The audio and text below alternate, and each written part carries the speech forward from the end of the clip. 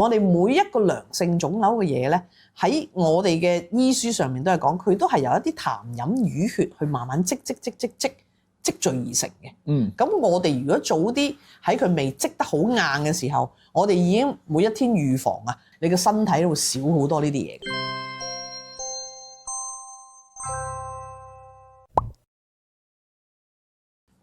小董開拓都市常見病第二季，今集咧我哋就會講良性腫瘤嘅成因啊！小董博士啊，一講起腫瘤咧就好驚㗎啦，生 cancer 喎，大佬。咁啊，惡性，我哋今日講良性。良性同惡性有分別㗎，梗係唔一樣啦。咁點樣係良性咧？嗱，點樣係惡性啦？惡性即係生 cancer 啦，即係嗰隻嘢咧，佢會擴散去第二度啦，佢會轉移啦，佢會不斷增生，生到壓住你主要嘅器官啦，咁令到佢出現可能缺血啊、潰爛啊，甚至係唔 function 到啊。咁呢啲係一啲惡性嘅腫瘤，我哋就叫做癌症。好啦，良性嘅腫瘤咧好多種嘅喎。例如你哋而家見到嘅一啲我哋叫做粉瘤啦，喺皮膚上邊啦，一啲脂肪瘤啦，隆起一嚿嚿啦，脂肪瘤你知啦，有聽過啦，係嘛？係啦，骨瘤啦，OK 喺都會生嘅。有啲人咧長期咁樣可能用 mouse 啦，佢喺一啲關節上邊咧會凸起咗生咗粒嘢。嗰啲唔係增生嚟嘅，嗰啲係可以叫增生，係啦。咁佢係骨瘤啦，咁一啲叫纖維瘤啦，纖維瘤我哋會出現喺邊度啊？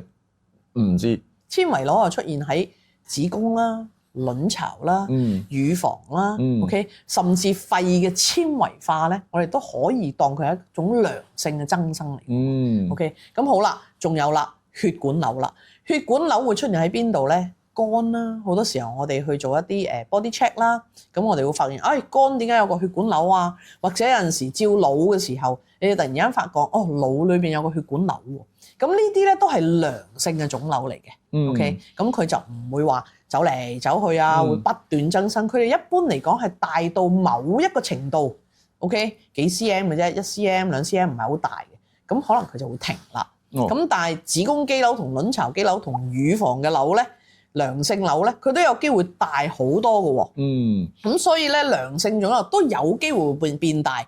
但係佢就唔會係咁惡嘅，會影響人嘅生命嘅。咁但係會唔會痛嘅咧？嗰啲良性瘤嗱，如果佢痛咧，就係代表佢會有炎症嘅出現啦。即係話有陣時，我淋巴呢度生咗粒嘢，咁你去掂下佢啦，按下佢咧，你發覺點解痛嘅？咁呢啲咧就係有炎症嘅出現。當有炎症嘅出現嘅時候咧，消完丸就搞掂㗎啦。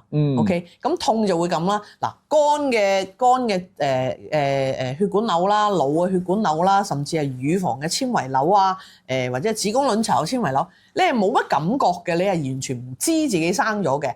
到你真係去照一啲影像嘅時候咧，佢先會喺影像嗰度走出嚟，會顯示得到嘅。係，咁但係良性係咪又會變惡性㗎？有機會，但係個機會唔高。OK，嗱，譬如我哋胃嘅息肉或者腸嘅息肉，我哋都可以當佢係一種良性嘅腫瘤嚟嘅。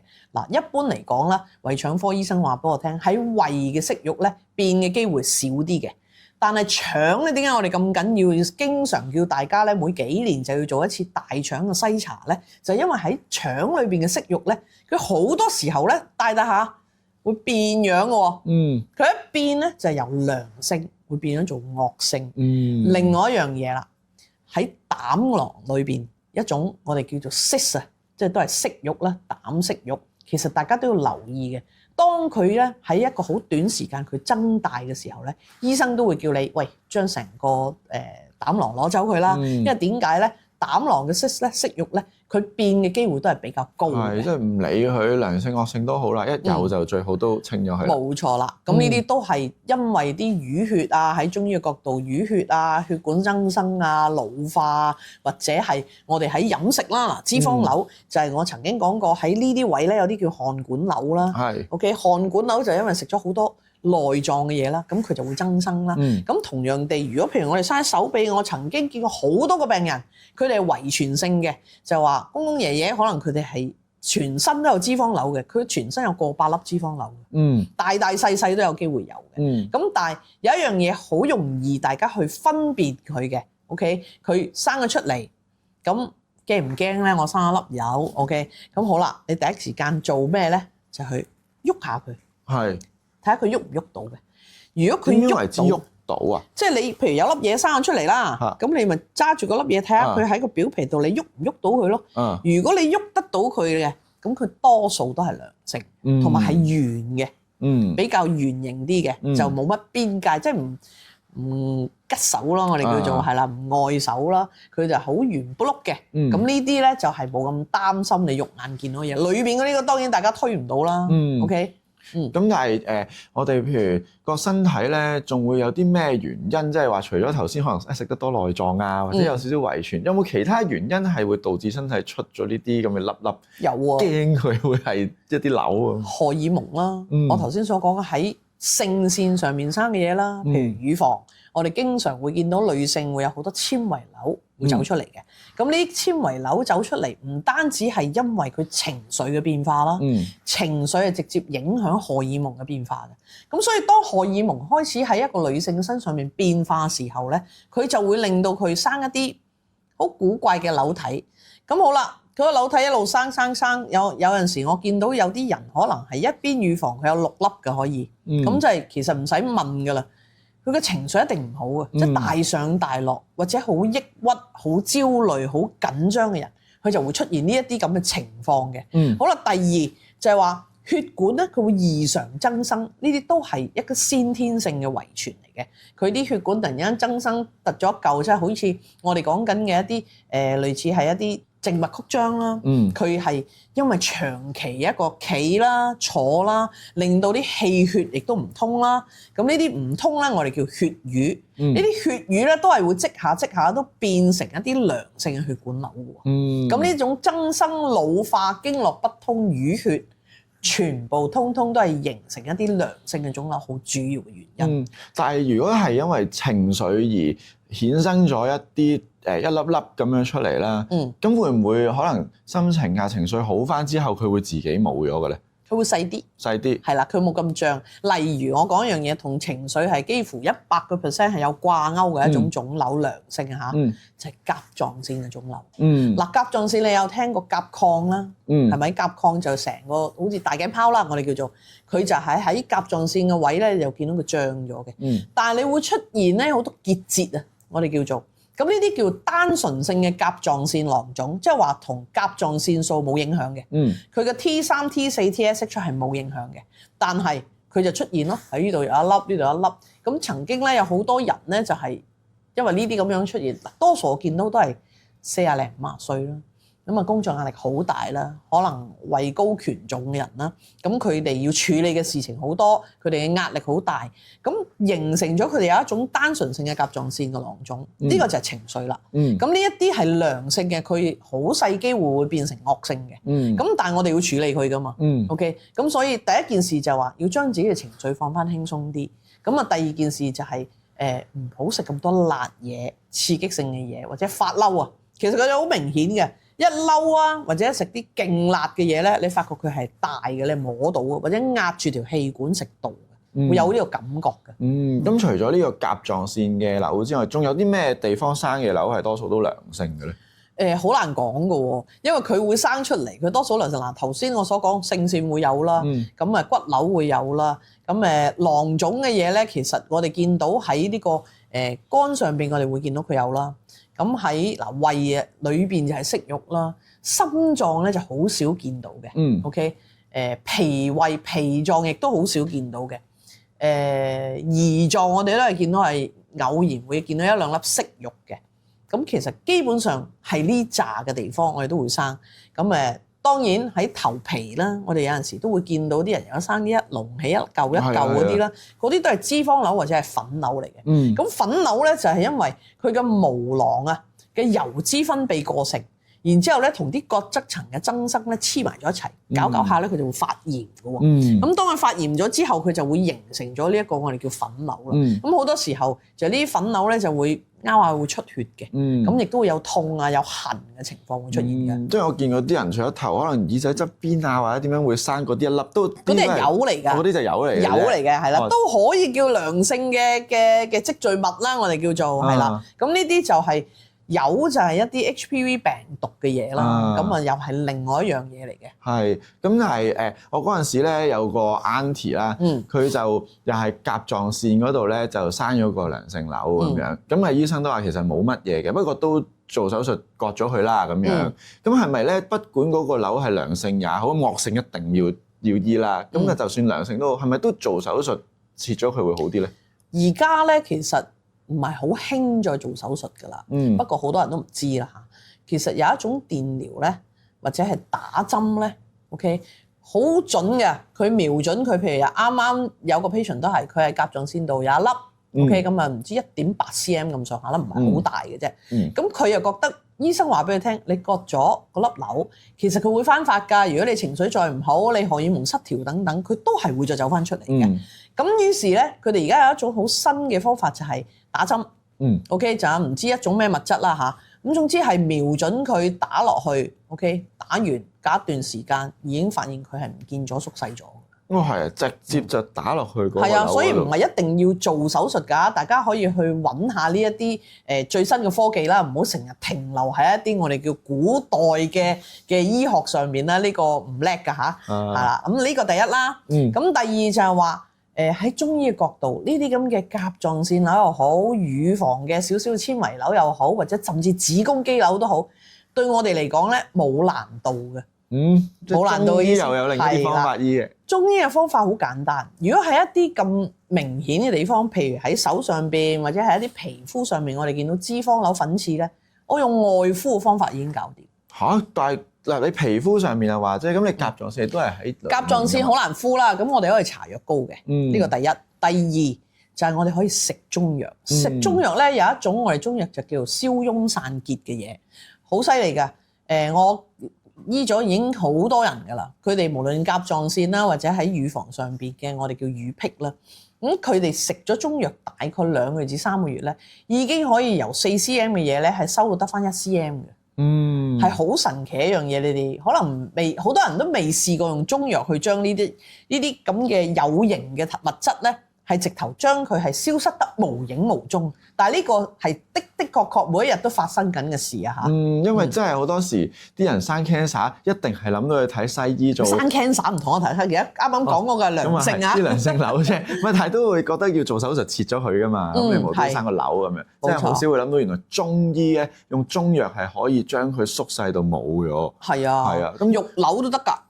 肉瘤其實肉瘤咧就反而用中藥啫就難搞啲嘅。肉瘤就可能真係要切嘅，即係譬如有啲人喺啲頸度突然間生咗一嚿肉瘤出嚟啦，或者佢嗰個生出嚟嘅增生咧裏邊唔係脂肪嚟嘅，咁呢啲咧就會難搞啲嘅。咁呢啲可能真係要手術切除，或者頭先所講嘅有啲電療啊，或者其他治療方法咯。咁但係除咗食中藥啦，日常我哋普通嘅一啲飲食上面嘅習慣咧，有冇一啲好嘅方法係可以預防到我哋生呢啲良性瘤嘅？食唔食煙啊？唔食啊。飲酒啊？少少。咁你應該少瘤啦。係。因為呢兩樣係最高危嘅人會生嘅。好啦，跟住最高危嘅就係高脂肪食物啦。好啦，我想問你啦，因為其實好多人對高脂肪嘅食物咧，佢哋有個錯誤嘅理解嘅。不如永浩你講下，以你嘅體驗 ，OK？ 因為我好簡單，我一定知。係。我食有少少脂肪嘢咧，我就屙到阿媽都唔認得。係啦，咁所以咧，你可能喺街度食得嘢多啦，我少啊嘛。咁不如你講下。以你而家嘅食嘢，你覺得邊啲係屬於高脂肪嘅物體咧？係咪真係多肥膏嗰啲啊？嗱，和牛係咪高脂肪？嗰啲係太容易睇啦，一定係啦。冇得咁簡單啊嘛！花腩啊，係啦，呢啲太簡單啦。我諗一般嘅家庭嘅主婦都會知道呢啲係高脂肪。仲有咧？內臟嗰啲咯。係啊，仲有咧？內臟最肥，你覺得係咩啊？我覺得啊，係咪嗰啲腸啊？係啊，肥腸啊。係啊。即係一浸裏邊咧有啲白色嘅咧，其實裏邊係一個我哋叫絨毛膜嚟嘅。咁但係佢其實裏邊都有好多脂肪。跟住零食啦，嗰啲薯片啊，嗰啲即係油炸食物嗰啲。係。嚇漢堡包。漢堡包係啊，嗰啲快餐。嗰嚿嘢好勁啦。嗰啲加工食物啦，加工食物啦。仲有一樣高脂肪嘅嘢咧，係你哋每一天都食緊嘅。仲有每一天都食緊？而家每一天都食緊。真係㗎？Covid 之後每一天都食緊。咦？係乜嘢啊？你有冇留意而家咧喺街度食飯咧？佢哋用炒嗰碟嘢出嚟嘅油咧，真係不惜工本㗎。即係佢哋係用好多即係咩啊？用過嘅油嚟去再翻炒。你真係好鬼死有口德嘅啫，用過嘅油嗱，其實咧，我覺得啊嚇同埋我識好多人係做飲食㗎啦。咁其實而家咧好多人都話佢哋出邊而家煮嘢，即係一般嘅嗰啲細細間嗰啲嚇。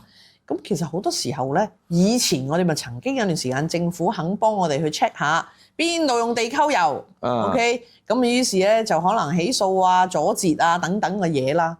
咁但係我發覺喺 Covid 之後呢段時間，尤其飲食業咁差嘅情況之下，其實好多人都用一啲低成本嘅嘢咯，尤其油佢哋嘅用量係好多嘅，OK， 咁呢啲低成本嘅嘢就係我哋嘅身體嘅一個大敵人嚟嘅。如果佢真係用翻地溝油啦，或者一啲用過嘅油啦，甚至乎好多火鍋店，我哋喺網上見唔少啦，係咪？嗰個咩麻辣火鍋，你打完之後，跟住就到我打㗎啦。其實就撈翻晒啲渣滓出嚟，整翻啲油同加啲水嘅湯，OK，就跟住又到第二個。咁你諗下啦，如果喺出邊我哋食好多呢一啲咁嘅嘢，嗰煲咁樣嘅火鍋已經係上一手，可能打咗幾百啲肥嘢落去啦，重複使用中。就不斷喺度累積嗰啲肥嘢入面，所以有陣時我覺得出街食飯咧，大家盡量去留意下你食嘅嘢個味道啊，有冇唔同咗啦，或者係你食到有啲怪嘢，譬如我全部都冇嗌，因為我哋唔食我唔食外臟嘅。咁但係我曾經試過咧，有一間打邊爐咧係佢個湯底係有內臟味嘅喎，但係你揾唔到裏邊有內臟嘅喎。哎呀！咁我其實好快就埋咗單㗎啦嗰日。OK， 咁所以留意下你哋食嘅嘢，高脂肪、高能量、糖類啦。OK， 太高嘅糖啦，都盡量都唔好咯。例如而家你哋去飲凍檸茶，係少甜定係多甜定係正常甜？我而家都少甜㗎啦。係啊，微甜啦，因為嗰個真係 syrup 嚟嘅，佢唔係真係糖。即係嗰個糖漿嗰個係代糖，糖漿係合成嘅。OK， 佢唔係真係我哋好天然嘅糖，蔗糖唔係用呢啲嚟做嘅。即係所以蔗糖啊、蜜糖就好啲。係啦，少啲飲呢啲嘢啦，呢啲嘢真係唔係咁好啦。同埋最緊要，我頭先都係講啦，所有良性嘅腫瘤或者惡性嘅腫瘤都係，逢係瘤體嘅嘢就係同你嘅心情好有關係。嗱，好多時候我見到我嘅病人，譬如屋企人走咗。好傷心一段時間 ，OK， 佢翻嚟咧，再翻嚟嘅時候咧，一定唔係好嘢嚟嘅，即係一係咧就唔知個身個乳房生好多粒瘤，因為子宮個粒肌瘤又大咗好多，再唔係咧就出現咗個惡性腫瘤。咁所以喺腫瘤嗰方面咧，我想大家留意就係同你嘅情緒好掛鈎嘅。所以常保持呢個心境開朗啦。雖然我知道而家個大環境都唔係咁好啦，係咪？咁但係我都希望大家都自己多啲氹下自己開心啦。咁除咗頭先你講話有啲可以外敷嘅一啲嘢幫到手啦，中藥仲有冇邊啲係有特別有用嘅咧？中藥有好多方法都有用喎。中藥譬如頭先我所講啦，你哋可以用陳皮水。咁簡單？咁簡單㗎咋？嗱，陳皮咧其實即係我哋平時可以攞佢嚟咧，就話化痰止咳啊，係咪？化痰嗰個痰就係一啲凝聚咗結塔塔嘅嘢，係咪？咁其實我哋每一個良性腫瘤嘅嘢咧，喺我哋嘅醫書上面都係講，佢都係由一啲痰飲淤血去慢慢積聚而成嘅。咁我哋如果早啲喺佢未積得好硬嘅時候，我哋已經每一天預防啊，去用一啲陳皮煲水，例如用幾多克啊？一般人咧就12克到10克到，咁佢可能平時飲水嘅。但係如果你開始發覺，個身體可能有少少呢啲嘢可以開始生啦，咁其實你可以用到20克。咁煲水啦，唔好焗啦，因為焗嘅始終個效果都會爭啲嘅。咁用陳皮啦，用一啲我哋叫做折貝或者川貝啦。昆布啦，呢啲全部都係消痈散結嘅嘢。咁你就可以攞嚟煲水飲。咁每天飲咧，其實好快你會見到效果嘅。譬如你有甲狀腺，自己摸到有粒嘢，或者見到我呢度有嚿即係脂肪瘤咁嚇，你食2個禮拜啊，你嗰粒嘢起碼唔見咗一半。哇，咁神奇！係啊，試咗呢個最簡單嘅方法先。如果佢真係生到好硬嘅時候咧，咁就揾你嘅中醫師去處理啦。呢啲好簡單嘅嘢嚟嘅啫。咁除咗用啱啱嗰啲中藥去煲水之外啦，咁食療上面有冇咩好介紹啊？煲湯咯，OK。咁啊嗱，而家咧我哋好多時候就會用鱷魚掌啦，去補肺啦、滋陰啦，係嘛？咁其實咧喺花膠、鱷魚掌呢啲咧，我哋講緊係一啲collagen 豐富啊 ，collagen 叫咩啊？骨膠原係啦，骨膠原豐富嘅嘢咧，其實佢可以帶你行㗎喎。咁然之後咧，丹參啦 ，OK 呢一啲咧都係會軟堅散結㗎喎。咁啊，多啲飲下啲丹參水啦，呢個都係用6克到已經夠㗎啦。咁但係我覺得最奏效嘅，你都係無時無刻都揸住嗰塊陳皮過日子咧，你個身體都會少好多呢啲嘢㗎嚇。係咯，真係好方便喎，又容易買到，咁啊煲水就得啦。係啊，嗱，小東博士，咁咧我哋大家都唔希望我哋生啲咩腫瘤咁啦。不過咧有樣嘢你頭先都有提過，我哋嗰啲靜脈曲張啊嘛。你有啦，我頭先見到。唔係，其實咧靜脈曲張好多人都有嘅，即係嗱女士啊，通常喺腳啦，因為可能着高踭鞋啊咁樣。男士都係喎。男士咧手腳腳都有，因為做 gym 啊。做 gym 咧，我冇諗到呢樣嘢。但係咧，男仔成日覺得嗰啲手有啲筋咧，好型㗎嘛。啲藍血咁樣咧，走一條出嚟，哇，好似好 man。係啊，不過但係女仔就會冇咁中意啦。嗱，其實靜脈曲張呢樣嘢咧，都唔係好事嚟嘅，因為佢咧都係個血管你令到佢增生啦。OK，咁你長期企、長期坐，令到你嘅血管受壓受力，而出現一啲退化性、退行性嘅病變嚟嘅。好啦。咁如果你唔理佢，久而久之咧，佢會凸起喎，你有冇發覺啊？係咯，佢凸起血管，兼且咧佢會變硬嘅喎。咁跟住就開始痛嘅咯喎。咁呢個歷程咧唔使好耐㗎，可能2年3年就出現嘅。大家而家自己咧望下自己隻腳，喺腿上面通常喺邊度會出現靜脈曲張咧？就喺小腿會多。OK， 因為小腿係我哋人體最受力嘅一個部分。無論佢前邊後邊，我哋都會見到咧小腿好多。好啦，當佢嘅小腿開始出現嘅時候，佢會向上延伸嘅喎。佢會慢慢向上，你就成條腿可能有3節2節都有呢啲蛇仔喺度嘅。OK， 蛇仔嘅靜脈曲張。我記得阿肥媽曾經咧，早2年咧，佢就係隻腳，可能佢又係企得多登台啊，咁啊着高踭鞋啦，咁所以佢嗰個靜脈曲張咧都好犀利。咁我有一次我望到佢咧，佢就揾緊啲薄荷膏啊，佢捽緊隻腳啊。我問佢你搞咩啊？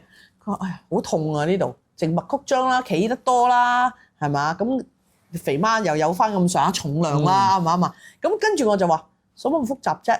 我俾隻即係嗰啲天然嘅，因為有一啲天然嘅草藥咧，佢其實浸咗之後咧，佢出咗嚟嗰樣嘢係可以幫我哋將嗰個血管咧舒筋活絡㗎。哦，會可以慢慢收翻㗎。佢唔單止收翻，佢將你嗰個血管瘤咧慢慢修復平復翻，然之後將佢增生咗嘅嘢嘅咧，佢會慢慢溶解咗。哇，好犀利喎！咁所以呢一種咧就係一啲好天然嘅嘢，你又唔使做手術啊，又唔使話要食藥去食到薄血丸啊，因為有啲好嚴重，佢哋醫生會開到薄血丸去醫佢呢個靜脈曲張。咁所以用下少少藥膏，或者再簡單啲揾啲田七啊 ，OK， 田七煲水揾啲水咧去噏下佢。得閒如果你唔係好嚴重嚇，噏下佢，一日咧噏佢10分鐘到咧，你嘅靜脈曲張好快唔見咗㗎啦。咁如果大家有咩問題咧，記得喺下面嗰度留言問翻啦。咁我哋下一集會講啲咩咧？就係講呢一個現代中醫養生學啊。究竟咧我哋而家做嘅一啲養生嘅方法係啱定係唔啱嘅咧？下一集小東博士就會同大家講㗎啦。咁我哋下一集再見啦，拜拜。小董醫師門市位於銅鑼灣同觀塘，如果想預約小董診症，可以打電話或者透過 WhatsApp 預約。想繼續第一時間收到小董影片，就記得讚好、分享同埋訂閱啦。